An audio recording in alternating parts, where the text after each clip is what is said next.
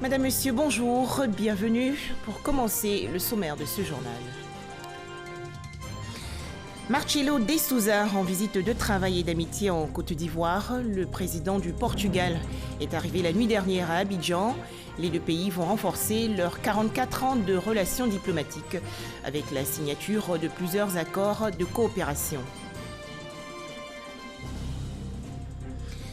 Toujours en Côte d'Ivoire, le Conseil des ministres tenu hier au palais de la présidence. Cette réunion a adopté un décret portant sur la prise en charge dans les établissements sanitaires publics des femmes enceintes, des enfants de 0 à 5 ans et des malades admis aux urgences médicales. Enfin, un deuil national de 3 jours décrété au Mali en hommage aux 35 victimes du massacre de Sobane dans le centre du pays.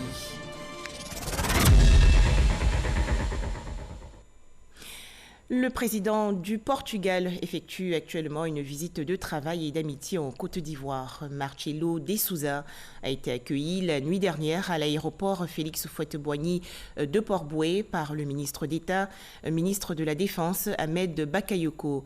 Cette visite en Côte d'Ivoire du président portugais veut ainsi renforcer la coopération entre les deux pays. Plusieurs accords seront signés, notamment ceux relatifs au jumelage entre des villes ivoiriennes et portugaises.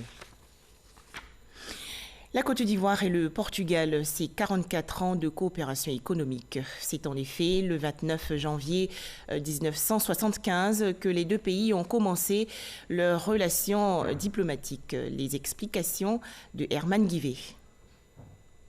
La Côte d'Ivoire et le Portugal, des relations politiques et diplomatiques vieilles de 44 ans. Le réchauffement de l'axe Abidjan-Lisbonne, depuis 1975, animé par des échanges économiques et commerciaux, font des deux pays des partenaires engagés pour le bien-être de leur nation.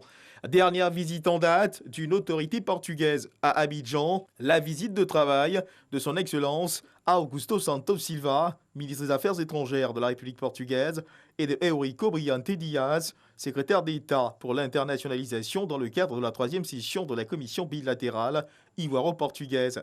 Si les deux pays nourrissent de grandes ambitions en matière de coopération économique, certains points culminants attendent cependant d'être franchis. Les investissements portugais en Côte d'Ivoire sont en nette progression depuis 2016, mais restent cependant en deçà des potentialités des deux pays.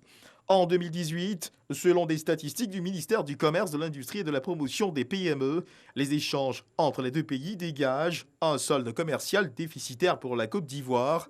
La visite d'État effectuée par le président de la République Alassane Ouattara du 12 au 13 septembre 2017 au Portugal a permis aux deux pays de se rapprocher davantage. Le président de la République portugaise, son Excellence Marcelo Rebelo de Sousa, entame lui une visite d'État en Côte d'Ivoire du 12 au 14 juillet 2019, une visite d'État qui devrait permettre de consolider les relations quadragénaires entre les deux pays.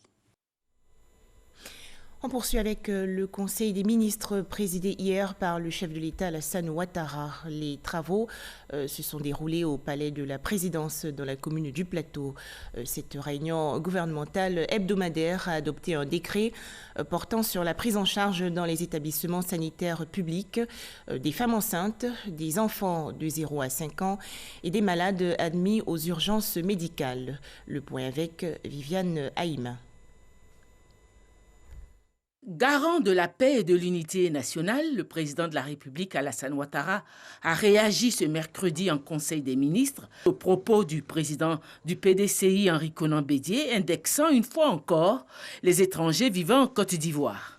Nul n'est supposé être au-dessus de la loi et les uns et les autres devraient en tenir compte et mesurer par conséquence leurs propos et leur attitude au vu de la sensibilité du contexte de cohésion nationale et de vivre ensemble que nous souhaitons pour notre nation. À cet effet, il faut quand même qu'il y ait des lignes rouges à ne pas dépasser dans les propos des uns et des autres. Et nonobstant les appétits politiques et les intérêts égoïstes des uns et des autres, nous appelons toute la communauté politique et la communauté nationale à préserver le minimum, c'est-à-dire la cohésion sociale et le vivre ensemble tel que prôné par le président Félix Houphouët-Boigny et opérationnalisé d'ailleurs dans le programme du gouvernement par le président de la République et le premier ministre Amadou Gon Coulibaly. Le Conseil des ministres, relativement à son ordre du jour, a adopté un important décret concernant la prise en charge dans les établissements sanitaires publics, c'est-à-dire les centres de santé, les hôpitaux, les CHU, des femmes enceintes et des enfants de 0 à 5 ans ne bénéficiant pas d'une assurance privée. Ces deux catégories de personnes vont bénéficier de la gratuité des soins médicaux. En outre, le gouvernement fait aussi obligation aux établissements sanitaires publics de soigner immédiatement et sans frais de prise en charge tout patient reçu aux urgences médicales, et ce durant les 48 premières heures de son admission. Ce décret, initié dans le cadre du programme social du gouvernement, dresse la liste des actes de santé, des médicaments et intrants faisant l'objet d'exemption pour les femmes enceintes et les enfants de 0 à 5 ans révolus ne bénéficiant pas d'une assurance privée.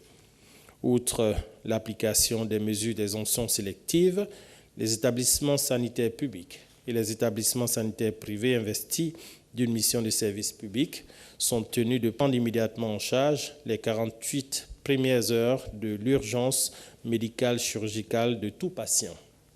Le Conseil a aussi pris un décret portant déclaration d'utilité publique 4 parcelles de terrain d'une superficie totale de 18 hectares dans les communes d'Abobo et Grand Bassam pour la construction d'une casse moderne et d'un centre artisanal. La parcelle qui se trouve à Ndautré sera destinée à la construction d'une casse moderne. Pour la parcelle qui est située au CAF 1 de Grand Bassam, ce sera pour la construction d'un village artisanal. Et pour ce qui est de Yakassé 2, toujours dans la commune de Grand Bassam, la parcelle de 3 hectares là-bas destinée sera pour la construction d'un village artisanal de vannerie. Le Conseil a par ailleurs décidé la reprise par l'État de la gestion du guichet unique du commerce extérieur concédé depuis 2013 à la société Web Fontaine, dont le contrat arrive à terme en fin juin 2019. En effet, le contrat de concession de services signé en février 2013 entre l'État et la société Web Fontaine Group pour le développement, la conception, le financement, le déploiement, la maintenance, l'exploitation et la gestion du guichet unique du commerce extérieur, en abrégé GUS, arrive à terme le 30 juin 2019. Aussi, le Conseil a décidé de confier la gestion, l'exploitation et le développement du GUS à une nouvelle société dénommée GUS Côte d'Ivoire SA, en abrégé GUS CI, avec une prise de participation financière de l'État à hauteur de 70% du capital. Cette nouvelle société sera opérationnelle dès le 1er juillet 2019. Au moment où l'équipe nationale de football se prépare à disputer la CAN 2019, le Conseil des ministres s'est penché sur le budget global alloué par le gouvernement à l'ensemble des compétitions sportives disputées par les fédérations sportives nationales.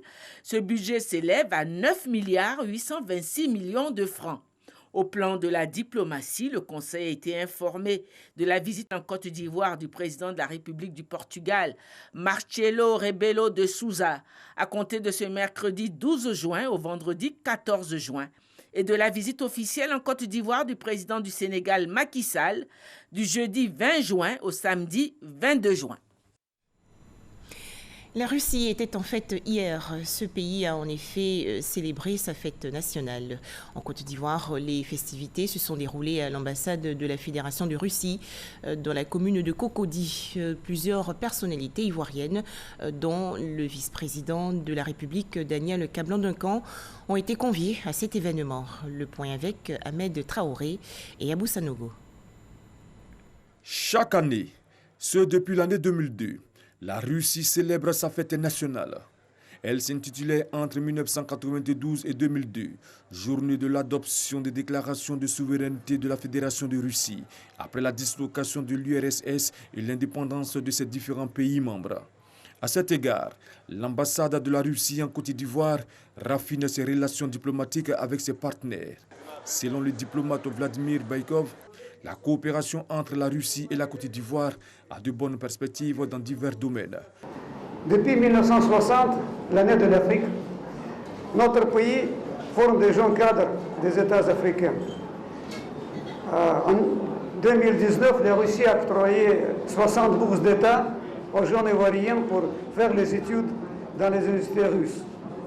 L'ambassade continuera les efforts pour accroître leur nombre.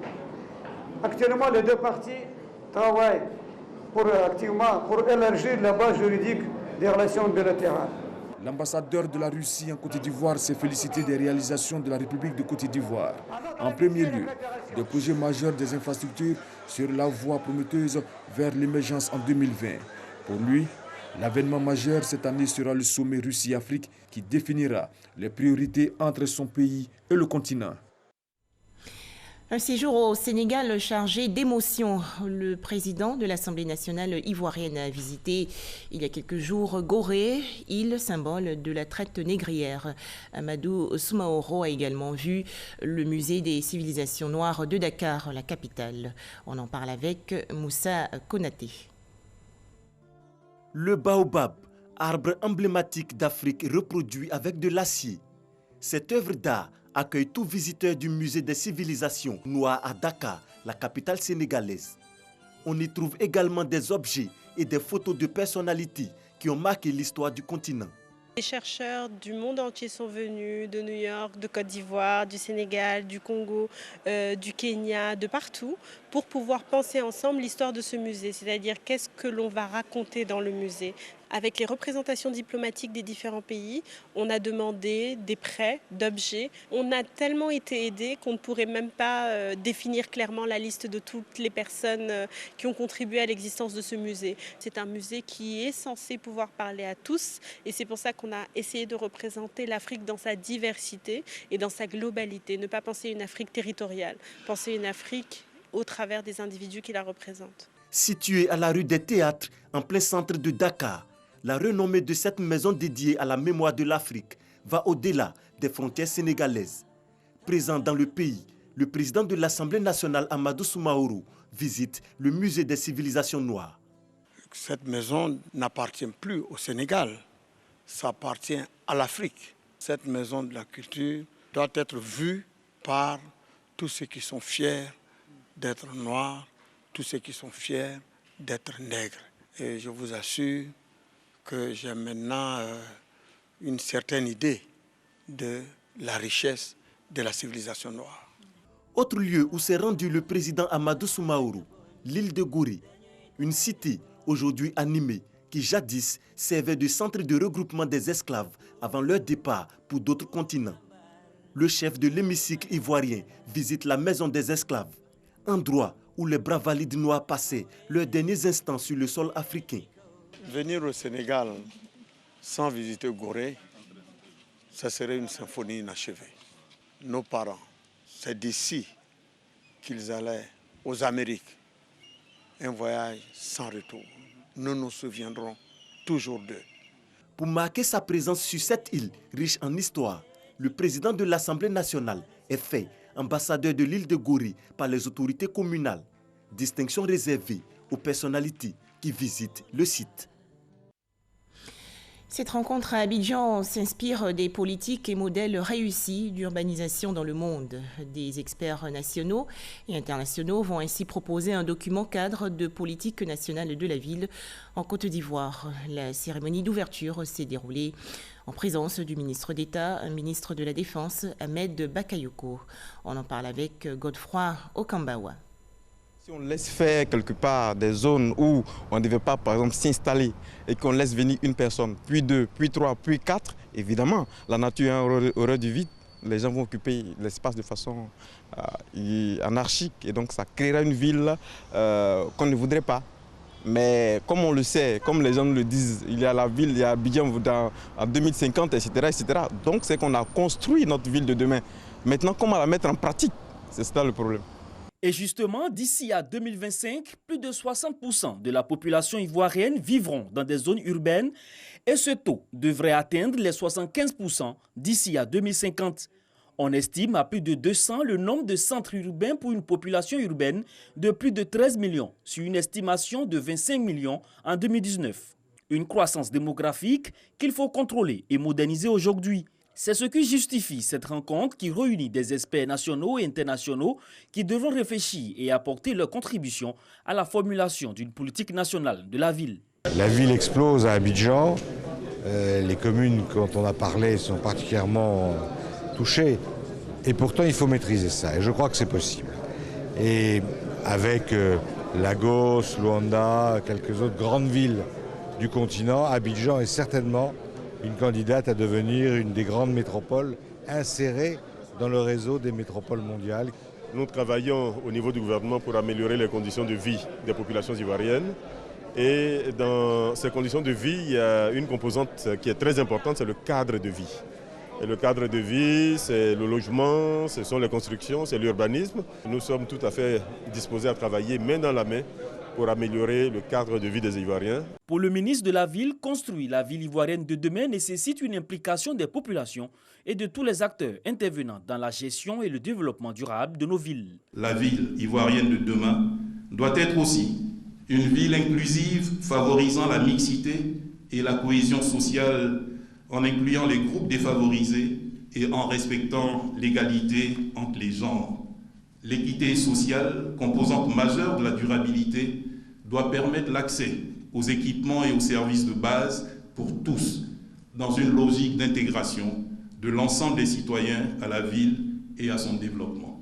Représentant le Premier ministre Amadou Gon Coulibaly, le ministre d'État, ministre de la Défense Ahmed Bakayoko a traduit la volonté du gouvernement de toujours créer et améliorer les conditions de vie des populations à travers un cadre de vie maîtrisé. La Côte d'Ivoire sous la houlette de son Excellence M. Alassane Ouattara, président de la République, a depuis 2011 engagé un vaste programme d'investissement structurel dans toutes les villes sans exception. Encouragé par un taux de croissance économique soutenu de 8% par an, notre pays initie d'importants projets de développement de nos villes à la grande satisfaction de nos concitoyens. La rencontre prend fin ce vendredi et doit se traduire par la validation d'un document de référence d'une politique nationale de la ville.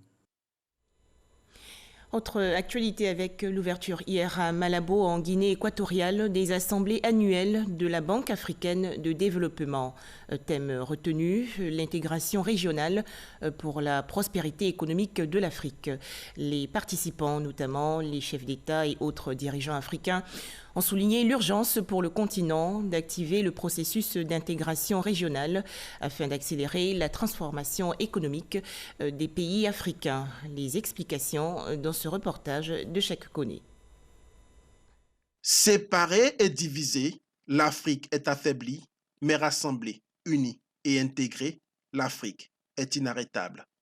C'est par ces mots pleins de sens et d'espoir qu'Akewumi Adesina, président de la Banque africaine de développement, a invité les dirigeants africains à sonner la mobilisation pour faire de l'intégration économique africaine une réussite. Pour intégrer l'Afrique sérieusement, nous devons faire tomber tous les murs. La libre circulation des personnes et en particulier la mobilité de la main-d'œuvre sont essentielles pour promouvoir les investissements. En éliminant progressivement les droits de douane sur le commerce transfrontalier et la simplification des procédures aux frontières, la zone de libre-échange continentale ZLECA, selon les projections de la BAD, permettra de stimuler le commerce intra-africain avec une augmentation pouvant atteindre les 17 milliards 500 millions de francs CFA par an, soit de 52% du commerce intra d'ici à 2022, contre 15% à ce jour. Pourtant, l'Afrique a besoin de plus et l'Afrique mérite plus. Le moment est venu d'en faire plus pour l'Afrique. Nous ne pouvons pas remettre à plus tard ce qui est bon pour l'Afrique.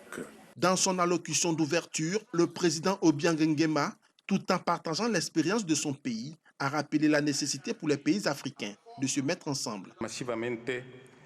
Nous avons massivement investi nos ressources dans 4 axes, à savoir doter le pays d'infrastructures, améliorer la gouvernance, investir dans le capital humain et encourager la diversification économique. Autrefois parmi les pays les plus pauvres du monde, la Guinée équatoriale détient à ce jour l'un des revenus par habitant les plus élevés du continent, soit 20 millions de francs CFA, le revenu moyen par habitant, 3 fois celui de l'Afrique du Sud. La Guinée équatoriale est ouverte aux affaires pour que les hommes et les femmes de notre continent, ainsi que d'autres parties du monde, viennent, s'installent et se sentent en sécurité et investissent pour le plein développement. La prospérité de la Guinée équatoriale en particulier, de l'Afrique et du monde en général. Plusieurs personnalités ont pris part à cette cérémonie d'ouverture, au nombre desquelles le roi Letsi III de Lesotho, le président Félix Antoine Tshisekedi de la République démocratique du Congo, ainsi que le président de la République de Côte d'Ivoire, représenté par Adama Koné, ministre de l'économie et des finances. Assemblée annuelle de la Banque africaine de développement à Malabo en Guinée équatoriale. Écoutons à présent quelques participants. Ils sont au micro de Cheikh Koné. L'intégration, c'est la voie à suivre. Mais cette intégration-là ne peut réussir que si vraiment il y a d'abord la volonté politique. S'il y a la volonté politique et il y a de ça sous-tend un certain nombre de réformes. Donc ces réformes-là, il faut les mettre en œuvre pour que l'intégration au niveau du continent africain soit une réalité. Les pays africains, pour la plupart d'entre nous, nous sommes de petite taille. Pourtant, si vous voulez vous transformer structurellement, vous industrialiser, il faut offrir aux opérateurs économiques qui s'installent sur vos territoires des marchés suffisamment importants avec des tailles critiques pour rentabiliser leurs investissements. D'où la nécessité et l'importance pour l'Afrique de se regrouper. Bien sûr, le mouvement n'est pas récent. Aujourd'hui, il faut renforcer ces regroupements, laisser tomber les dernières réticences et les dernières barrières. Et l'Afrique ambitionne même de faire un marché, un grand marché africain. Les barrières douanières nous ont tellement freinés, les visas, tout ça là. Selon nos attentes, c'est pouvoir se déplacer d'un bout du nord de l'Afrique à l'Afrique du Sud, très rapidement de l'est à l'ouest, sans pourtant que tous les problèmes d'intégration qui nous ont freinés à ce jour soient levés, pour que nous puissions normalement consommer africain, pour que nous puissions connaître nos peuples et aspirer à un développement par rapport à la concurrence et à la mondialisation. Je pense que l'intégration régionale serait un plus pour l'Afrique. Quand on voit les autres continents, à commencer par l'Europe, on voit que l'intégration est au cœur de toutes les politiques de ces pays-là. Pourquoi? Parce que, comme on le dit généralement, l'union fait la force. Et donc, l'Afrique doit également suivre ce chemin. Retour en Côte d'Ivoire, Grand Bassam dans la région sud du pays. Les acteurs de l'industrie pétrolière et gazière se sont réunis récemment lors d'un atelier. Objectif, adopter un nouveau cadre légal et réglementaire visant à renforcer le développement du secteur. Le point avec Nadia Edja et Alvorassa Kwame. Des textes pour promouvoir la main-d'œuvre, les biens et les entreprises locales dans toute la chaîne de valeur de l'industrie du pétrole et du gaz en Côte d'Ivoire. Voici ce que renferme la notion de contenu local. Bien qu'existant dans le code pétrolier ivoirien, le concept tarde dans sa mise en œuvre. Les dispositions de contenu local qui sont appliquées dans certains pays comme le Nigeria, l'Angola et plus loin le Brésil, ne peuvent pas être les mêmes dispositions contraignantes que nous appliquons donc en Côte d'Ivoire. Et donc il y a cela, il y a aussi l'offre en termes d'emploi, l'offre en termes d'entreprises locales qui existent même et qui peut intervenir dans le secteur pétrolier et gazier. D'où la tenue de ces 4 jours de travaux sur les dispositions du contenu local. Il s'agira pour tous les acteurs et parties prenantes du secteur pétrolier et gazier de passer en revue l'ensemble des dispositions contenues dans les projets de tests proposés et de les amender en tenant compte des réalités et de l'environnement propre à notre pays. À la clé, un avant-projet de loi et des décrets à soumettre au gouvernement pour renforcer le cadre réglementaire et institutionnel de cette politique. Un exercice qui requiert l'implication des principaux acteurs pétroliers. Il s'agit d'utiliser le potentiel des secteurs pétroliers et gaziers comme source directe de 3 principaux points. Le premier, comme source de création d'emplois pour nos jeunes. Deuxièmement, de transfert de technologie. Et troisièmement, pour finir, de catalyseur pour le développement d'un tissu industriel national dans le secteur pétrolier et gazier. Cette rencontre vient clore une série de travaux démarrés depuis mai dernier pour un contenu local efficace dans le secteur pétrolier ivoirien.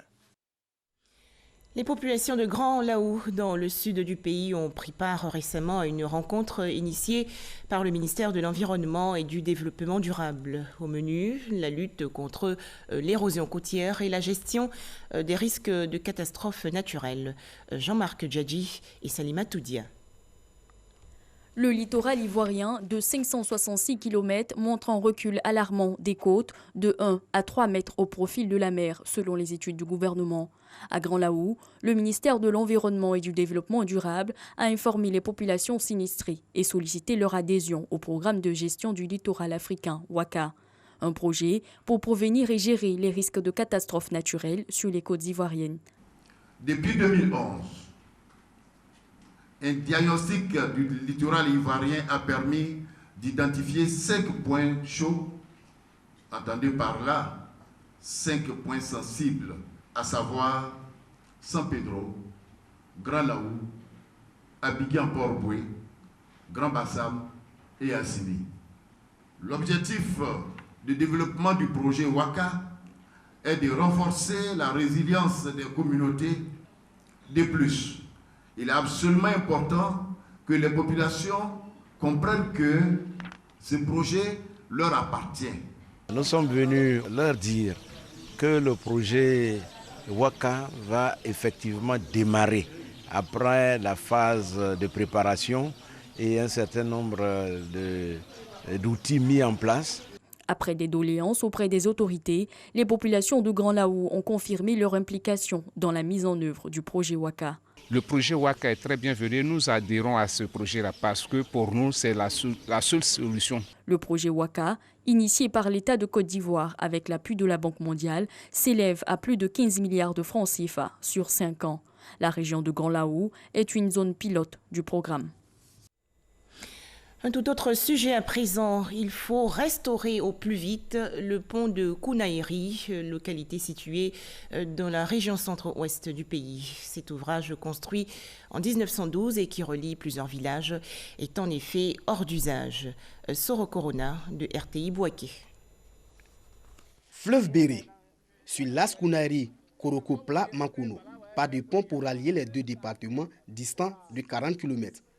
La traversée de ce cours d'eau demeure une équation à plusieurs inconnus à résoudre pour les populations. Le pont réalisé par les colons est hors d'usage depuis 1961. Cette voie a été construite en 1912 en vue de l'arrivée des rails à Bouaké. Cette route est à l'abandon et nous sommes en train de prier le président de la République, le gouvernement, afin qu'elle soit rouverte et qu'on y fasse un pont. En période de crue, la situation est plus qu'inquiétante. Pourtant réputée zone de grande production d'anacarde et également du cacao. Conséquence, le difficile écoulement émergent des productions. Une ouverture du village sur le monde, l'écoulement des marchandises serait très facile. Et la population profiterait de l'effort qu'elle aura fourni. Quand nous voulons voyager, il faut marcher d'ici sur une distance de 5 km avant d'arriver au carrefour qui est à Soukourban. Aujourd'hui, un seul rêve pour les nombreux villages de la localité. De Béoumi, vous êtes à Mankono, je crois à moins de 100 km. Et puis de Kounaïri à Mankono, vous êtes à moins de 50 km. Donc c'est vraiment un gain de temps, un gain aussi au niveau économique. Déjà, un pont est construit sur le Béré, à Bambalouman, sur l'As Kounari Kongasso, Mankono, pour désenclaver une partie de cette localité. Nous disons merci au président de la République, au Premier ministre Amadou Gon et à tout son gouvernement. Dans le cadre donc des visites d'État, il avait promis que ce pont sera fait et c'est donc aujourd'hui chose faite. Mais nous attendons que celui-ci aussi soit fait afin que notre région connaisse un vrai regain de vitalité au niveau économique. La réalisation du pont n'est pas la seule difficulté de cette localité. La route qui mène à ces villages Mouna est difficilement praticable. Les populations attendent ce pont depuis 58 ans. Enfin, deuil national de 3 jours décrété au Mali en hommage aux victimes de l'attaque du village d'Ogon de Soban dans le centre du pays. Cette décision a été prise hier en Conseil des ministres.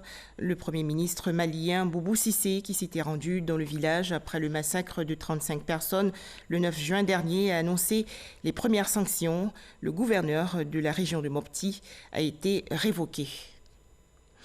Excellent après-midi à tous. Merci de nous avoir suivis.